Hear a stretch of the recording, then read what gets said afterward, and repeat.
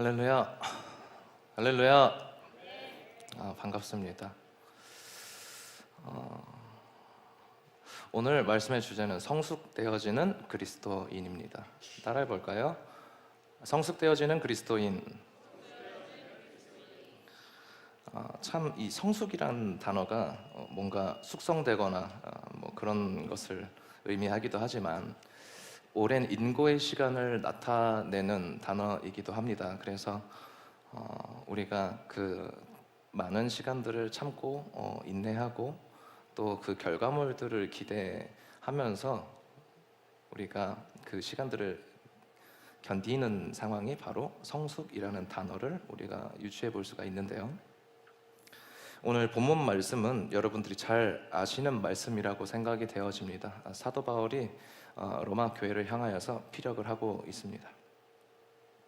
사도 바울은 로마 교회를 향하여서 이렇게 이야기를 하고 있는데, 당시 로마 교회의 상황은 이 복음이 정말로 하나님의 은혜 가운데, 하나님의 역사심 가운데 팽창이 되어지는 그런 상황 가운데 있었습니다.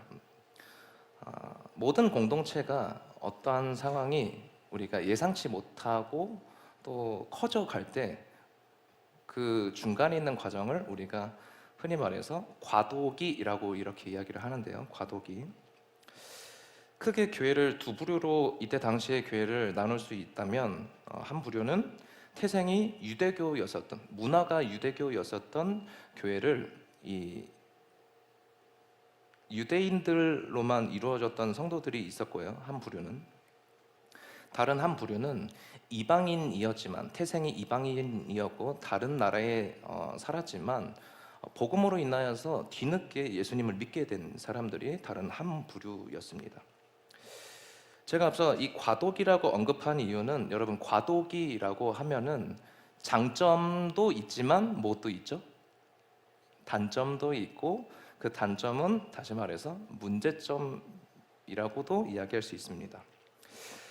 유대교를 이 문화권 안에서 자란 유대인들은 이 예수님을 영접하고 나서도 이들의 문화, 어렸을 때부터 자라오면서 말씀을 접하고 랍비 유대교를 접하면서 내가 사회적인 규범 그리고 그 율법적인 것들을 지켜 나가야 된다라는 그 틀 안에 예수님이 있었던 상태였고, 그리고 반대로 이방인 성도들은 유대교를 배경으로 하지 않았기 때문에 율법적인 문화가 낯설다라는 사람들이거든요.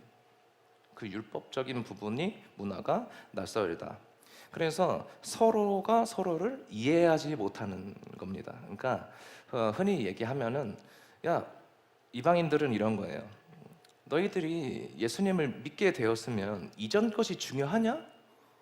그리고 반대로 유대인 태생인 사람들은 이방인들 보고 이렇게 얘기를 하는 거죠. 야, 하나님께서 먹지 말라고 했었던 그래도 그 규범적인 것들이 있고 법적인 율법적인 것들이 있는데 왜 그것들을 무시하면서 그냥 예수만 하고 있는 것이 맞냐? 라는 겁니다. 서로가 서로를 어떻게 해요? 이 분쟁의 상황에 있는 모습이 바로 로마 교회였습니다. 그런데 오늘의 본문의 말씀은 그런 상황 가운데서 기록이 되어졌다라는 사실입니다.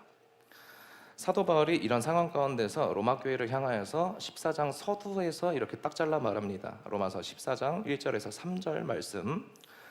믿음이 연약한 자를 너희가 봤되 그의 의견을 비판하지 말라. 어떤 사람은 모든 것을 먹을 만한 믿음이 있고 믿음이 연약한 자는 채소만 먹느니라. 먹는 자는 먹지 않는 자를 업신여기지 말고 먹지 않는 자는 먹는 자를 비판하지 말라. 이는 하나님이 그를 어떻게 해요? 받으셨습니다. 또 더 나아가서는 이 비판하지 말라라는 그 자세를 가지고 로마서 15장 7절에서는 그러므로 그리스도께서 우리를 받아 하나님께 영광을 돌리심 같이 너희도 서로 어떻게 해요? 받으라. 이렇게 이야기를 합니다. 이 짧은 구절들 속에서 여러 번 나오는 말들 중에서 반복되는 그 단어가, 그리고 그런 동사적인 부분이나 것들을 보게 되면은 바로 받으셨음이라, 받되, 받으라. 사도 바울은 이렇게 계속해서 강조하는 부분을 서로 어떻게 해요? 수용해야 한다, 이렇게 이야기를 합니다. 수용해야 한다.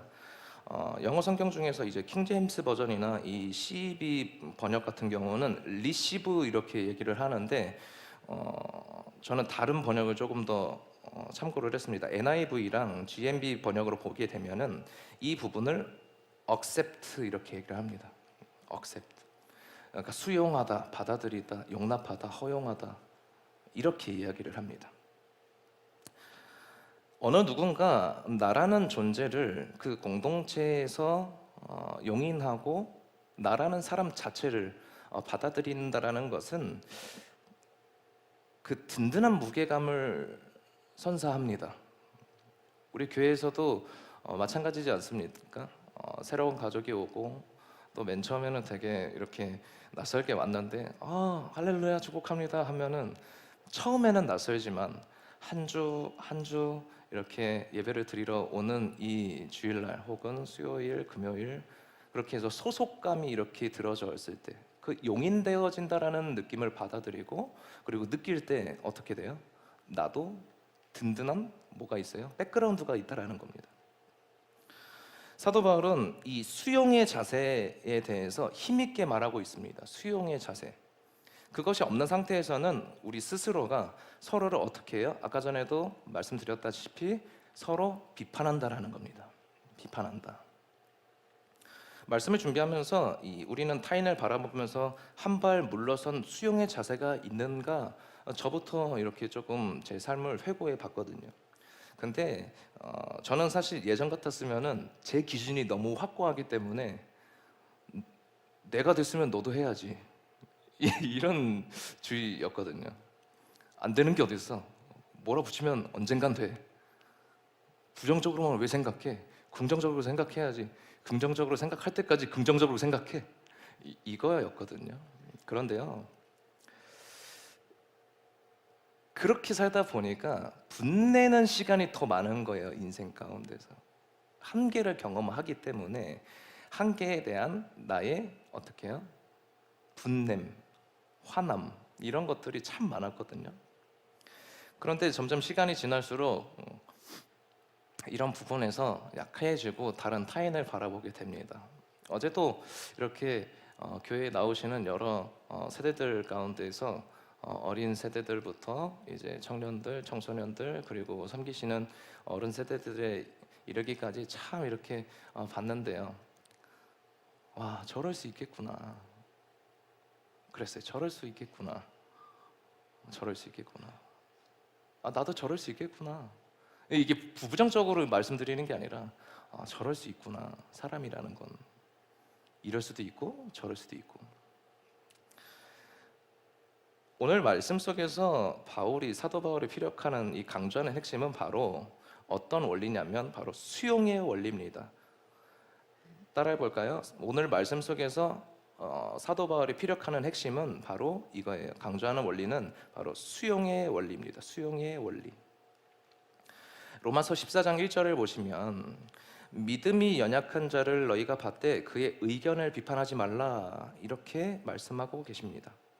우리가 1절을 왜 우리의 삶 가운데서 적용하면서 계속해서 주목해서 삶 가운데 계속 묵상하면서 지켜봐야 되고 적용해야 되냐면 죄성을 가진 인간은 이 로마서에서 쭉 여러분 너무 사모하는 이 책이기 때문에 로마서를 쭉 읽다 보면은 인간의 타락 그리고 죄성 그리고 그 죄성을 가진 인간을 향하여서 예수 그리스도께서 어떻게 하셨는가 복음에 대해서 잘 나오지 않습니까? 이 죄성을 가진 인간은 상대방의 연약함을 바라보고 용인하는 것을 기대하지 않습니다.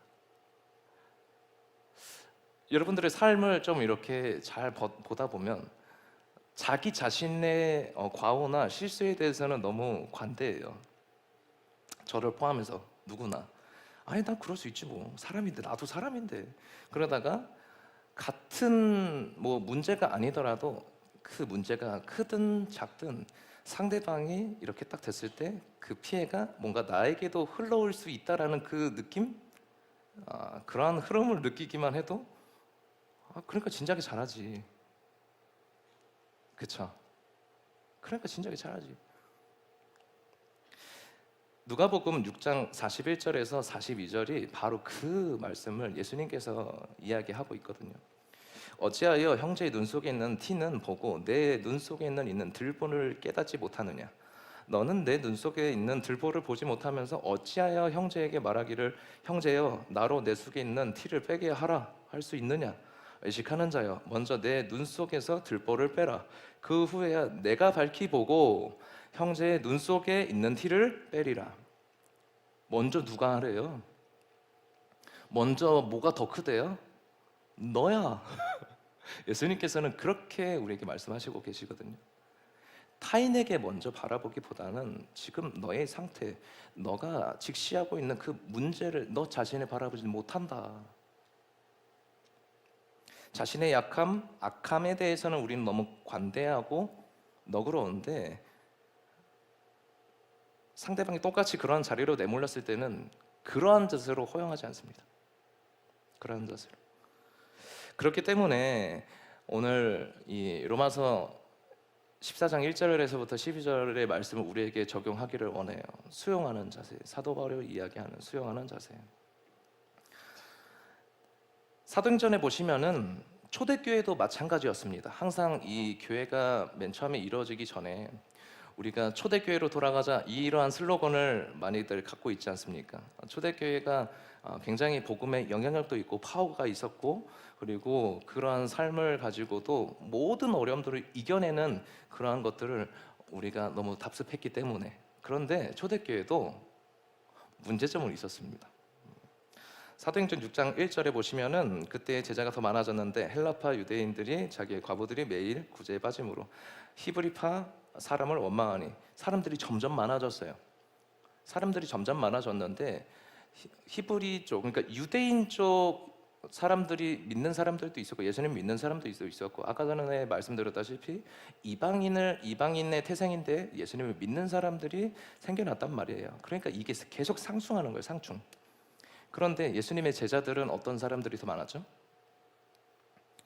유대교 태생인 사람들이 많았습니다. 그래서 어떻게 돼요? 팔이 안으로 굽을 수밖에 없는 그런 형세를 지녔어요. 그래서 이 헬라파 유대인들이 굉장히 원망을 했습니다. 자신들이 소홀히 당했다라는 것을 여겨졌다라는 것을 느꼈기 때문에 그렇습니다. 우리는 이 하나님의 복음 그리고 하나님의 은혜의 역사하심 가운데에서 그런 은혜가 떨어지고 그리고 은혜의 그런 운행하심 가운데 뭔가 살짝 먼발치로 한 발짝만 뒤로 이렇게 서게 되면 분쟁하기 시작하게 됩니다. 어느 성경에서도 마찬가지입니다.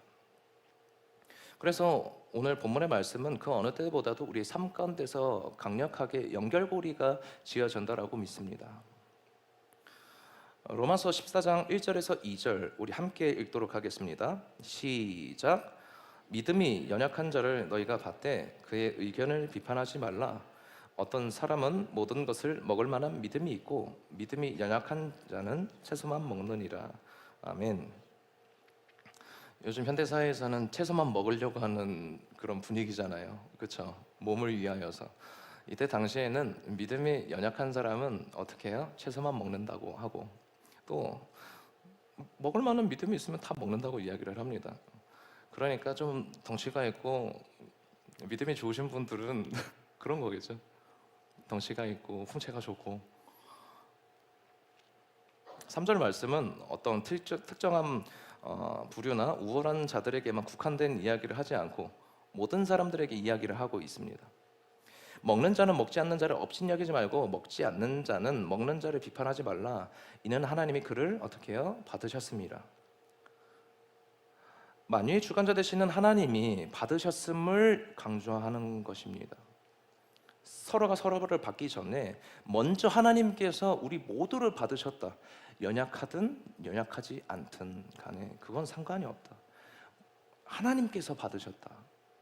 그것을 인정하고 우리가 바라보자. 오늘 본문을 통한 바울의 전달하는 메시지는 바로 믿음이 연약한 자를 비판하면 안 된다. 이것을 이야기하고 있습니다. 바울의 전달하는 메시지는 믿음이 연약한 자를 비판하면 안 된다. 그 주장을 펼치는 내용이 참 흥미로운데 그 주장의 이유를 지금부터 살펴보려고 합니다. 그 주장을 근거로 하는 이유 첫 번째는 무엇이냐면, 여러분 삽지에 보시면 내용이 있습니다. 첫 번째는 무엇이냐면, 판단하고 심판하는 것은 바로 오직 하나님의 권한입니다. 우리 다 같이 이야기해 볼까요? 오직 판단하고 심판하는 것은 오직 하나님의 권한입니다. 판단과 비판은 우리의 몫이 아닙니다. 네. 이게 제일 이렇게 깨트려지는 관계가 어떤 관계냐면 바로 상하 관계입니다. 상하 관계. 가정 안에서는 어떤 관계일까요? 부모 자녀 관계일 수도 있겠죠. 그리고 두 번째 관계는 또 어떤 관계이냐면 동등한 관계입니다. 동등한 관계. 가정 안에서 어떤 관계죠? 형제 간의 관계, 또 부부 간의 관계일 수 있습니다. 너희들의 영역이 아니다, 그 논리를 펼치고 있습니다. 로마서 14장 4절에 보시면 남의 하인을 비판하는 너는 누구냐? 그가 서 있는 것이나 넘어지는 것이 자기 주인에게 있음에 그가 세움을 받으리니 그를 세우시는 권능이 주께 있음이라. 오직 판단을 하는 분은 하나님이 하실 수 있다. 오직 비판과 판단은 오직 하나님께서만 하셔야 한다. 이 말씀의 뜻에는 어떤 뜻이 담겨져 있냐면, 반대로 우리 인간의 판단과 그 비판은 오류를 범할 수 있다라는 겁니다. 공의롭지 못하다, 정의롭지 못하다, 인간의 판단은. 작년 연말에 어떠한 조금 세계적인 행사가 있었죠? 카타르? 네, 카타르 월드컵. 우리나라가 16강에 진출을 했습니다. 저도 마스크를 사고 싶었어요. 손흥민 선수가 그 마스크 부상 때문에 썼지만 좀 멋있게 보였었거든요. 원정 월드컵에서 우리나라가 참 의미 있는 성과를 지녔어요. 그래서 원래 이 축구 경기가 남성분들은 잘 아시겠지만 몇 년 전까지만 해도, 몇 해 전에 월드컵까지만 해도 이 주심과 부심의 권한이 굉장히 막강합니다. 여러분들 뭐 친선 경기 학교 내에서도 지금 학생분들도 계시고 청년분들도 계시지만 이렇게 조기 축구회나 뭘 하다 보면은 심판의 권한이 지금도 그들 간에는 되게 막강해요. 그래서 손에 맞았어요. 그럼 보통 손에 맞으면은 뭐 어떤 걸 불어야 돼요? 휘슬을 불고 뭐라고 해야 돼요? 핸드볼 파울 이렇게 해야 되는데, 주심은 자기가 보지 않으면은 그냥 속행 이거거든요. 자기가 보지 못하면 속행이에요. 그런데 이번 2022년도 카타르 월드컵은 그 어느 때보다도 공정했다라는 평가를 받아요. 공정했다. 웬만하면 역대의 월드컵들보다 그나마 공정했다. 왜냐하면 그 VAR이라는 시스템을 도입을 했어요. 그러니까 분명히 저 상대방이 주심이 바라보지 못하고 여러 부심의 심판진들이 바라보지 못하는 곳에서 파울을 범했는데, 그래서 우리 같은 팀의 선수가 다쳤는데 그냥 넘어갔다. 야, 이것 좀 해라, 이것 좀 보여달라라고 하면은 주심이 이제 경기장 밖으로 뛰어나가요. 경기장 밖으로 뛰어나가가지고 뭘 봐요? 그러니까 경기장 전체를 찍고 있는 화면들을 다 추적해서 다시 돌려봐요. 그러고 나서 어떻게 하냐면 옐로우 카드를 주든 퇴장 레드 카드를 주든 아니면 페널티킥을 불든 이렇게 계속 경기가 이어지거든요. 그러니까 제가 왜 이 말씀을 드렸냐면, 그 전에는 몰랐었던 건데 이 시스템이 도입이 되니까 심판들도 엄청난 뭐예요? 오심을 부렸구나. 오심. 심판은 절대적으로 모든 걸 다 볼 수 없구나. 하다못해 인간의 판단과 그러한 뭐예요? 심판으로서의 결정권이었는데도 불구하고 다 오류가 있었다라는 겁니다. 사람 또한 마찬가지 아니겠습니까? 사람 또한. 로마서 이 14장 4절을 다시 한 번 더 읽도록 하겠습니다. 남의 하인을 비판하는 너는 누구냐? 그가 서 있는 것이나 넘어지는 것이 자기 주인에게 있음에 그가 세움을 받으리니 이는 그를 세우시는 권능이 주께 있음이라. 우리의 판단은 언제든지 심각한 오류를 어떻게 해요? 범할 수 있구나. 앞만 보는구나. 그냥 보여지는 것들로만 인해서 저 사람은 착하고 저 사람은 그냥 다 굳은 일도 다 하고 그러는구나. 반대로 저 사람은 그냥 그렇게 보이는구나. 눈에 보이는 것만, 드러나는 것으로만. 그러니까 우리의 판단은 심각한 오류를 범할 수 있다는 겁니다. 두 번째, 바울이 믿음이 연약한 자를 비판하면 안 된다는 그 이유를 바로 이렇게 이야기를 합니다. 연약한 자를 우리가 아닌 하나님이 먼저 어떻게 해요? 받아들이셨어요. 따라해 볼까요? 연약한 자를 우리가 아닌 하나님이 먼저 받아들이셨습니다. 로마서 14장 3절을 보시면은 먹는 자는 먹는 자를, 먹지 않는 자를 없인 여기지 말고 이렇게 쭉 나오지 않습니까? 사도 바울은 이렇게 이야기를 하는 겁니다. 하나님이 다 받으셨다. 근데 너네가 뭔데 그렇게 계속 이야기를 해? 너희가 뭐라고? 연약한 자나 강한 자나 다 받아들이셨다. 그게 중요한 게 아니기 때문에 하나님께서는 다 받아들이셨다. 그런데 왜 하나님께서도 아무 말씀 없으신데 왜 너희들끼리 서로 분쟁하느냐? 이거거든요. 그래서 그 이유에 대해서 4절에 바로 이렇게 이야기를 합니다. 남의 하인을 비판하는 너는 누구냐? 그가 서 있는 것이나 넘어지는 것이 자기 주인에게 있음에 그가 세움을 받으리니 이는 그를 세우시는 권능이 누구에게요? 주께 있음이라. 성경 여러 곳을 우리가 마주하게 되다 보면은 이 하나님이 죄인된 우리를 먼저 수용하시는 장면들이 참 많이 나옵니다. 먼저 계속 찾아오시고, 먼저 받아들이시고, 먼저 우리에게 이야기하시고 말씀하시고. 그래서 그 먼저 수용하시는 그 은혜로 말미암아 그 사람이 어떻게 돼요? 변해요. 아멘. 변해요. 변해서 그 사람이 변함으로 말미암아 복음의 뭘로 돼요? 통로의 역할이 돼요. 맞습니까? 사도행전 9장에 보시면 사도 바울이 이 다메섹에서 예수님을 만나게 됩니다. 근데 그 이전에 사도 바울은 어떤 사람이었습니까?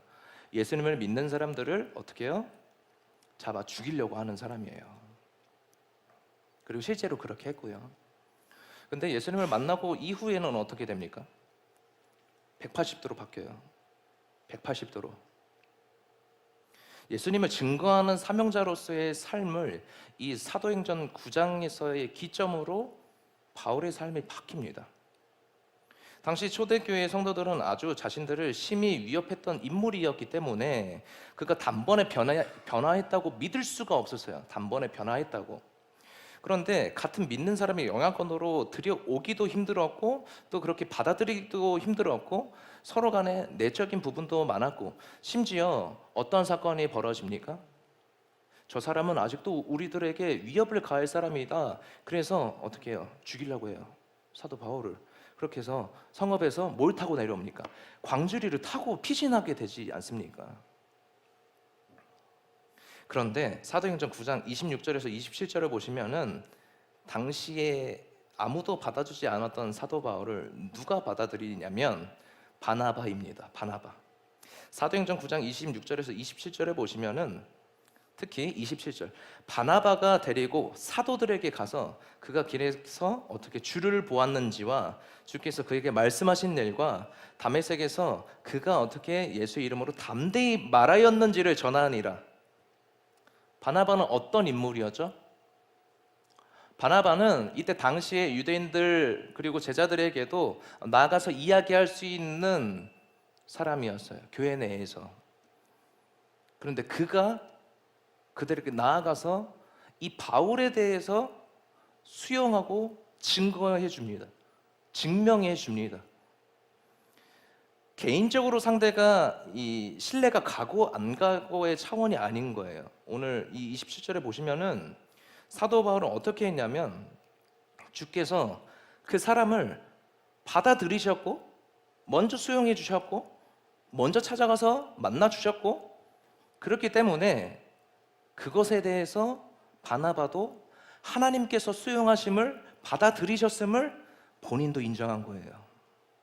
본인도. 우리는 모두가 예수 그리스도의 사랑을 받은 존재입니다. 할렐루야. 구원을 받으셨죠? 믿습니다. 저도 믿습니다. 저도 그런 삶을 살아가고 있음에 참 감사드립니다.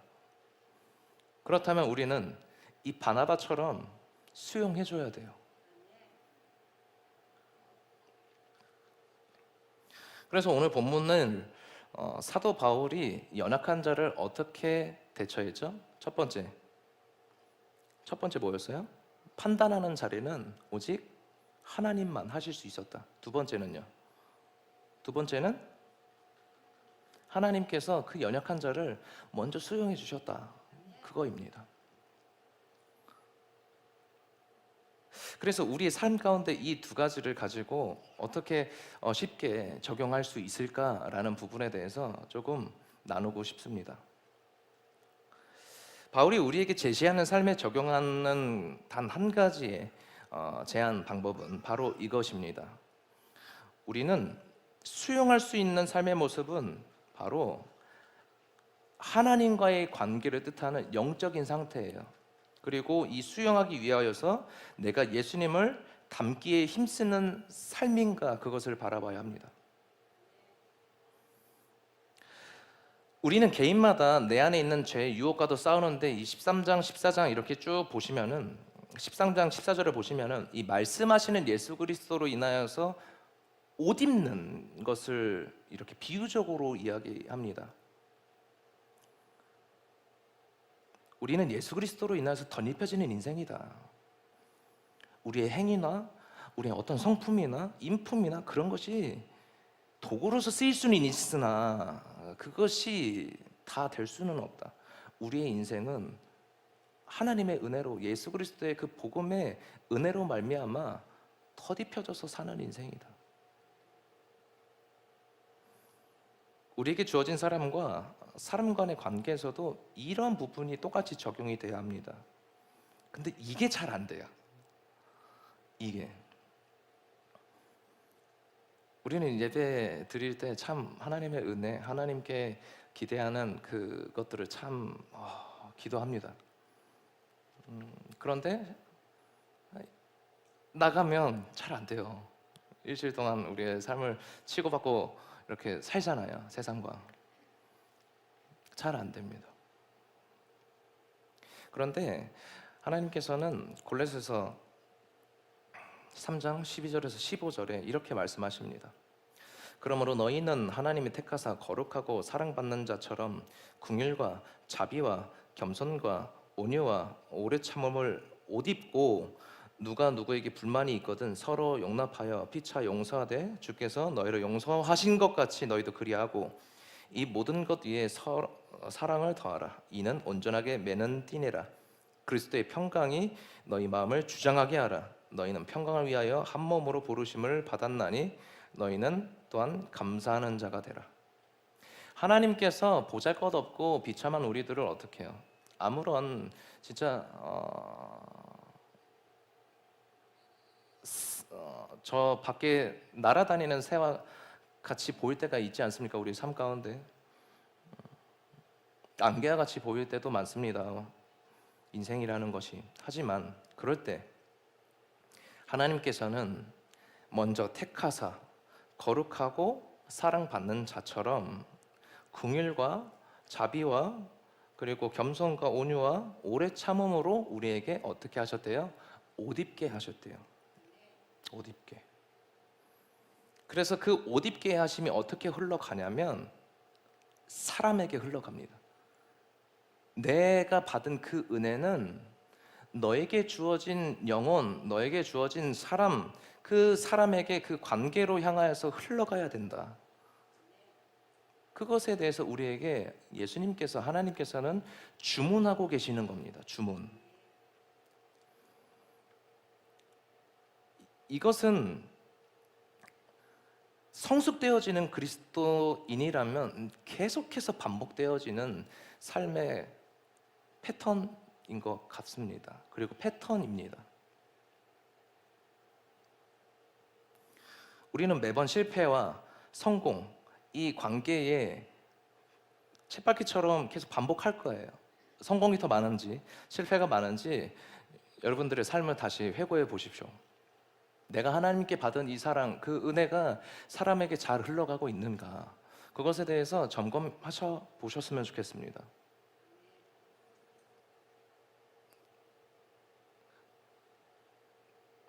한 가지 중요한 것은 그렇게 점검할 때마다 확인할 수 있는 사실은, 아, 나는 정말 연약하구나 라는 사실입니다. 나는 정말 연약하구나. 그렇기에 하나님 아버지를 더 의지할 수밖에 없는 존재구나. 이미 창조주 되신 하나님께서는 자신의 독생자 예수 그리스도를 통하여서 그 십자가 사건으로 말미암아 우리에게 끊어진 관계를 회복하셨습니다. 맞습니까? 끊어진 관계를 예수님께서는 회복하셨습니다. 친히 하나님께서 이 땅 가운데 오셔서 그것을 회복하셨습니다. 아버지의 그늘 아래에 있고, 또 그 아버지의 사랑을 우리가 독차지만 하는 것이 아니라 성숙되어지는 그리스도인이라면 바로 흘려보내야 되는 거예요. 수용해야 되는 겁니다. 받아들여야 하는 것입니다. 아, 하나님을 잘 몰라서 그렇구나. 아, 내가 아는 하나님이 저 친구에게는 다른 모습의 하나님일 수도 있겠구나. 내가 믿는 하나님만 옳은 하나님이 아니구나. 맞는 하나님이 아니구나. 왜요? 우리는 하나님에 대해서 너무 모르는 게 많기 때문에 말씀을 읽으라고 하는 것 아니겠습니까?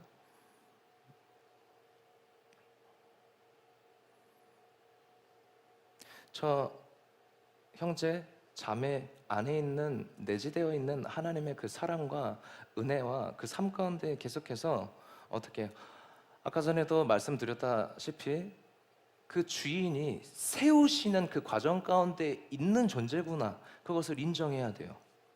끝이 아닙니다. 끝이. 저는 이 시간에 이제 결론을 말씀드리려고 합니다. 말씀을 이제 결론을 이제 가려고 하는데요. 우리는 그 어느 때보다도 이 골로새서, 아까 전에 말씀드렸던 이 3장을 참 잘 실행해야 될 것 같습니다. 우리는 하나님의 사랑으로 덧입혀졌지만 그것이 계속해서 어디서 막혀 있냐면 바로 나입니다. 바로 나에서 끊겨요. 자꾸 바로 내가 막아버려요. 자꾸 내가 막아버립니다. 아직도 내 안에 있는 자아가 죽어지지 않는 것 같습니다.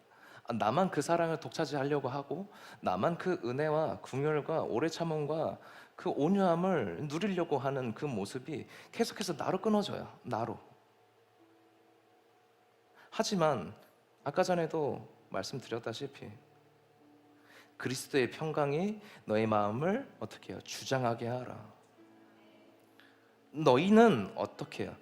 평강을 위하여 한 몸으로 부르심을 받았대요. 한 몸으로. 나만 부르신 게 아니라요, 우리 모두를 한 몸이 될 수 있는 서로의 각 지체가 될 수 있게 부르셨다라는 사실입니다. 저 지체는 난 도저히 용납이 안 돼요. 이해가 안 돼요. 왜 저렇게 살아가요?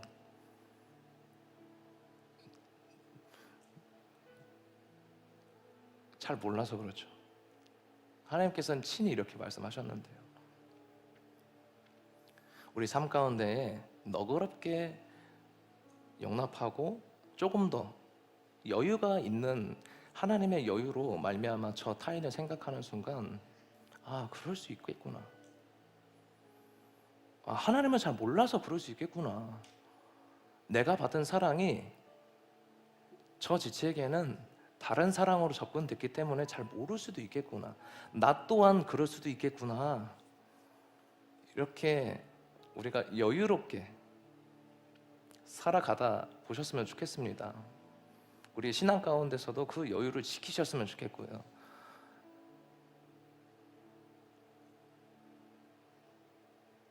하나님의 은혜는 이미 우리에게 허용됐습니다. 우리가 그 허용된 은혜를 막고 있지는 않은지, 혹은 흘려보내고 있는 그 바늘구멍 같은 그 작은 틈 하나 하나님께서 만들어 주시기만 한다면 우리는 그 역할을 사명처럼 감당할 수 있는 능력을 주님께서 주실 거라고 믿습니다. 그것이 가정이 됐든, 우리가 섬기고 있는 사업장이 됐든, 회사가 됐든, 어떤 공동체가 됐든, 특히나 교회가 되셨으면 좋겠습니다. 네가 잘났네, 내가 잘났네, 우리는 할 필요가 없어요. 서로 그냥 서로 품어주고, 아 할렐루야, 이렇게 만나서 안아주시고 인사해주시고 그러셨으면 좋겠습니다. 우리 다 같이 기도했으면 좋겠습니다.